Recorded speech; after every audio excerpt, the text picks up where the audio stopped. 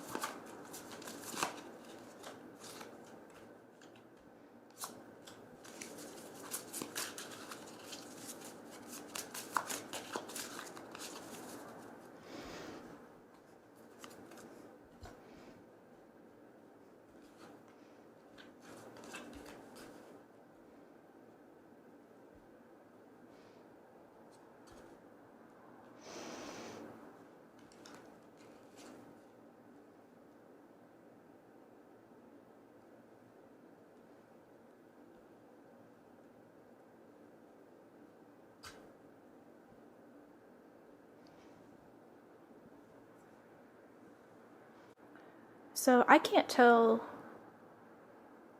who is who in this situation, and maybe there's a little bit of, bothness going on here, some yin and yang. It seems like someone deeply wants a long-term, happy partnership, and it could be romantic, it could be business, but they're like deeply wanting this or fantasizing about it, not even necessarily sure how to go about it. It looks like the action is sincere. A deeply, loving, compassionate, understanding individual who is not necessarily openly emotive, so it's hard to read the situation. I mean, this is an energy of single independent female, right? So maybe this is actually coming as some kind of shock because it wasn't expected or anticipated. And maybe not even necessarily something you or this person wanted because you were kind of good as it was. Potentially you're a bit susceptible to someone's romantic notions because maybe you are lonely. Maybe there's actually a desire to have some kind of long-term commitment and you're not sure what form that's supposed to take. So when someone comes along and seems really sweet or kind, maybe that's shocking. It's like, oh, it's finally here. What I would advise, however, is making sure this person is putting in the work and not in a kind of that show off or that inauthentic, corrupted, trying